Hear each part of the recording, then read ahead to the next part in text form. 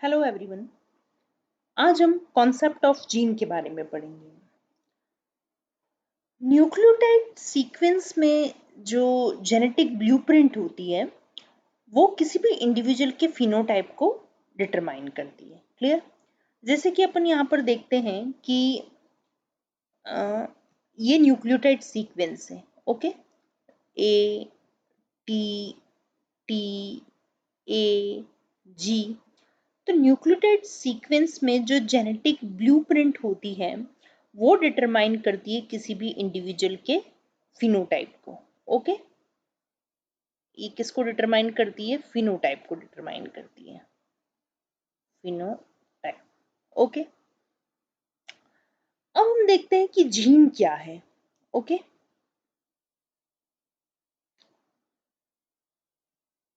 Next start करेंगे हम gene की डेफिनेशन। जीन हम किसे कहते हैं? The hereditary unit which are transmitted from one generation to next generation are called genes. Clear? मतलब जीन हेरिडिटरी यूनिट है जो एक जनरेशन से दूसरे जनरेशन में ट्रांसमिट होती है। किसके थ्रू? क्रोमोसोम्स के थ्रू। ओके, जीन एक फंडामेंटल बायोलॉजिकल यूनिट है एटम की तरह, जो कि फंडामेंटल फिजिकल यूनिट होती है। क्लियर? जो एटम है वो तो क्या है? फंडामेंटल फिजिकल यूनिट है। उसी तरीके से जीन क्या है? फंडामेंटल बायोलॉजिकल यूनिट है। क्लियर? सबसे पहले जीन के बारे में मेंडल ने बताया था, लेकिन मेंडल ने उस वक्त इसको जीन ना कह करके फैक्टर्स कहा था। क्लियर? तो मेंडल ही वो फर्स्ट साइंटिस्ट थे जिन्होंने जीन को प्रपोज किया था और ये इसको पार्टिकुलेट यूनिट कहा था और इसे हेरिडिटरी एलिमेंट्स या फैक्टर भी कहा था। Clear? Modern concept of gene. Modern concept of gene क्या है? A gene can be described as a polynucleotide chain which is a segment of DNA. It is a functional unit controlling a particular trait such as eye color. Gene क्या है? Gene को हम कह सकते हैं कि जीन एक polynucleotide chain है। क्या है जीन? पॉलीन्यूक्लियोटाइड चेन है, मतलब ऐसी चेन जिस पर बहुत सारे न्यूक्लियोटाइड्स प्रेजेंट होते हैं। क्लियर? तो जीन एक पॉलीन्यूक्लियोटाइड चेन होती है जो डीएनए का एक सेगमेंट होता है। ये ऐसी फंक्शनल यूनिट होती है जो किसी पर्टिकुलर कैरेक्टर को कंट्रोल करती है, जैसे कि आई कलर हो गया, हेयर कलर है, स्किन कलर है। तो ये किसी पर्टिकुलर ट्रेट को जो कंट्रोल करते हैं वो जीन्स करते हैं, और जीन डीएनए के सेगमेंट होते हैं और ये फंक्शनल यूनिट होती है। बीटल और टोटम नाम के जो साइंटिस्ट थे उन्होंने कई एक्सपेरिमेंट किए थे और फिर उन्होंने बताया था कि जीन डीएनए के सेगमेंट होते हैं जो कि एक एंजाइम को कोड करते हैं। अब ये जीन है, जीन क्या कर रहा है? एक एंजाइम को कोड कर रहा है। तो बीडल और टोटम ने क्या बताया था? उन्होंने जो हाइपोथेसिस दी थी वो कौन सी हाइपोथेसिस थी? One gene one enzyme hypothesis दी थी, क्योंकि उन्होंने बताया था कि जो डीएनए का सेगमेंट होता है वो एक एंजाइम को कोड करता है। तो जैसे कि एक जीन एक एंजाइम को कोड कर रहा है, ये बीडल और टोटम ने बताया था, इसीलिए हम इसे one gene one enzyme hypothesis कहते हैं। Protein hypothesis. प्रोटीन हाइपोथेसिस क्या होती है? The concept of gene has undergone further changes as the new facts came to light, since proteins are polypeptide chain of amino acid translated by mRNA genes was defined as one gene one polypeptide relationship. अब one gene one enzyme तो आप लोगों को समझ में आ गया कि एक जीन एक एंजाइम को कोड करता है, इसलिए वन जीन वन एंजाइम होती है। उसी तरीके से हम यहाँ पर देखते हैं कि प्रोटीन्स क्या होते हैं? एमिनो एसिड की पॉलीपेप्टाइड चेन होती है। अब जैसे ये प्रोटीन है, ये प्रोटीन बनता किससे है? एमिनो एसिड से बनता है। जब बहुत सारे एमिनो एसिड्स जुड़ जाते हैं तो एक चेन का फॉर्मेशन होता है जिसे हम पॉलीपेप्टाइड चेन कहते हैं। अब ये पॉलीपेप्टाइड चेन जो है, ये मतलब प्रोटीन है, इसका फॉर्मेशन किससे हुआ है? एमआरएनए से हुआ है। ठीक है, तो एमआरएनए का जब ट्रांसलेशन होता है तो क्या बनता है? प्रोटीन बनता है। तो यहाँ पर लिखा है कि protein are polypeptide chains of amino acid translated by mRNA, gene was defined as one gene one polypeptide relationship. तो आपको इस तरीके से समझना होगा। सबसे पहले क्या होता है? डीएनए होता है। डीएनए का जब ट्रांसक्रिप्शन होता है तो आरएनए बनता है। और आरएनए का जब ट्रांसलेशन होता है तो प्रोटीन बनता है। तो यहाँ आप देखिए प्रोटीन क्या है, पॉलीपेप्टाइड चेन है। तो ये पॉलीपेप्टाइड चेन या प्रोटीन ये किससे ट्रांसलेटेड हो रहा है, एमआरएनए से ट्रांसलेटेड हो रहा है।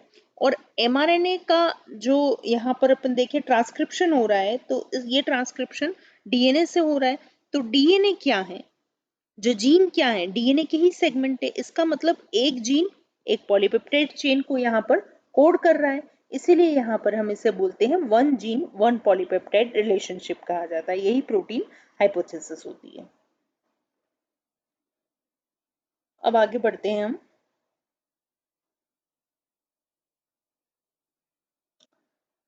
अब हम देखेंगे स्ट्रक्चरल एंड रेगुलेटरी जीन्स के बारे में पढ़ेंगे। अब one gene one polypeptide definition complete नहीं होती है, क्योंकि इसमें वो जीन इंक्लूड नहीं होते हैं जो राइबोसोमल आरएनए और ट्रांसफर आरएनए को कोड करते हैं। अब हमने क्या बोला था कि वन जीन और वन पॉलीपेप्टाइड ये रिलेशनशिप के लिए क्या होता है कि जैसे डीएनए है, ये डीएनए है, ये डीएनए क्या बनाता है, आरएनए बनाएगा। और आरएनए में भी जो मैसेंजर आरएनए होता है वो फिर क्या बनाता है, प्रोटीन बनाता है, पॉलीपेप्टाइड चेन बनाता है। तो इस केस में तो ये सही सिद्ध होती है, लेकिन ये तो एमआरएनए के केस में सही होती है। लेकिन अगर इस जगह राइबोसोमल आरएनए हो और ट्रांसफर आरएनए हो, तो राइबोसोमल आरएनए और ट्रांसफर आरएनए के केस में जो वन जीन वन पॉलीपेप्टाइड जो हाइपोथेसिस का जो रिलेशनशिप है वो सही नहीं होता है, क्योंकि यहाँ पर राइबोसोमल आरएनए और ट्रांसफर आरएनए इसके अंदर इंक्लूड नहीं होते हैं, क्योंकि केवल मैसेंजर आरएनए ही ट्रांसलेट होता है प्रोटीन में। इसलिए वो जीन जो कि पॉलीपेप्टाइड को कोड करते हैं, पॉलीपेप्टाइड और आरएनए को कोड करते हैं, उन्हें ही हम क्या बोलते हैं, स्ट्रक्चरल जीन कहते हैं। समझ में आया? तो स्ट्रक्चरल जीन क्या हो गए, वो जीन जो कि पॉलीपेप्टाइड और आरएनए को कोड करते हैं, मतलब पॉलीपेप्टाइड और आरएनए को कोड करते हैं, वो जीन क्या कहलाते हैं, स्ट्रक्चरल जीन कहलाते हैं। स्ट्रक्चरल जीन के अलावा डीएनए में कुछ सीक्वेंस प्रेजेंट होती हैं जो रेगुलेटरी फंक्शन को शो करती हैं। रेगुलेटरी जीन्स क्या होते हैं, रेगुलेटरी जीन्स में वो सिग्नल होते हैं जो कि स्ट्रक्चरल जीन के ट्रांसक्रिप्शन को टर्न ऑफ और टर्न ऑन कर सकते हैं। क्लियर? अब जैसे हम जब ऑपरेंड कॉन्सेप्ट हमने जब पढ़ा था, ऑपरेंड मॉडल, तो उसमें हमने क्या देखा था कि इधर की साइड क्या होते हैं, स्ट्रक्चरल जीन होते हैं। ठीक है? अब यहाँ पर ऑपरेटर होगा, यहाँ प्रमोटर होगा, फिर रेगुलेटरी जीन होंगे। तो ये रेगुलेटरी जीन जो होते हैं वो क्या करते हैं, स्ट्रक्चरल जीन्स को कंट्रोल करते हैं। तो यहाँ हम बात कर रहे हैं कि ये रेगुलेटरी जीन में कुछ ऐसे सिग्नल होते हैं जो कि स्ट्रक्चरल जीन के ट्रांसक्रिप्शन को टर्न ऑन भी कर सकते हैं और टर्न ऑफ भी कर सकते हैं। क्लियर? तो इस टाइप से हम देख सकते हैं कि जीन की डेफिनेशन में स्ट्रक्चरल जीन के अलावा रेगुलेटरी जीन भी इंक्लूड होते हैं। ठीक है? अब आगे हम पढ़ेंगे कॉन्सेप्ट ऑफ जीन में क्या क्या चीजें होती हैं, उसके बारे में हम आगे डिस्कस करते हैं।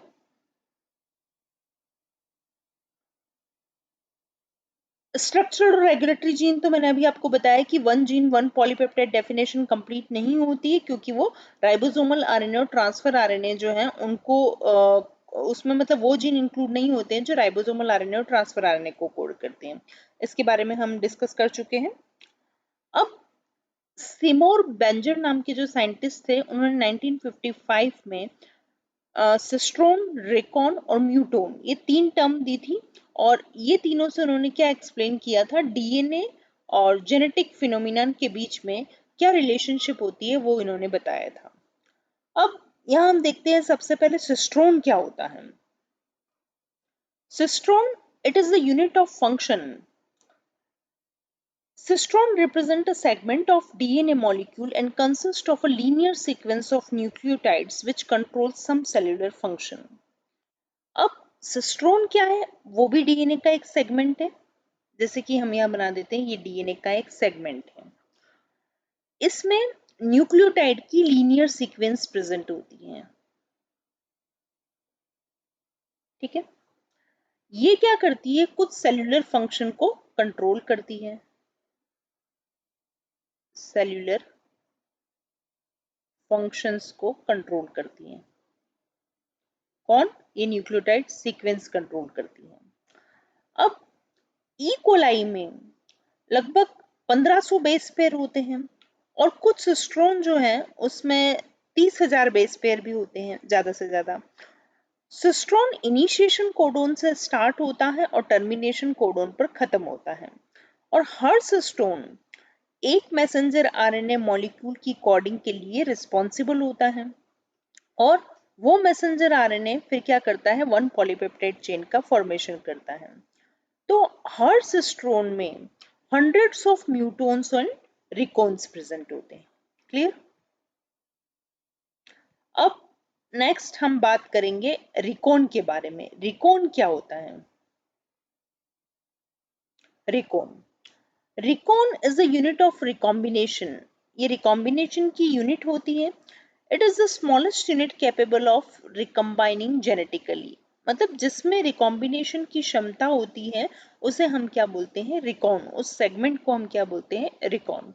Recombination studies on microbes indicate that structurally the recon consists of one or two pair of nucleotide, possibly only one pair. तो जनरली देखा जाता है कि रिकॉन वह यूनिट होती है जिसमें केवल एक जोड़ी न्यूक्लियोटाइड्स प्रेजेंट होते हैं और उसमें रिकॉम्बिनेशन की क्षमता होती है। ठीक है, इसे हम क्या बोलते हैं? रिकॉन। म्यूटोन क्या होता है? ये म्यूटेशन की यूनिट होती है।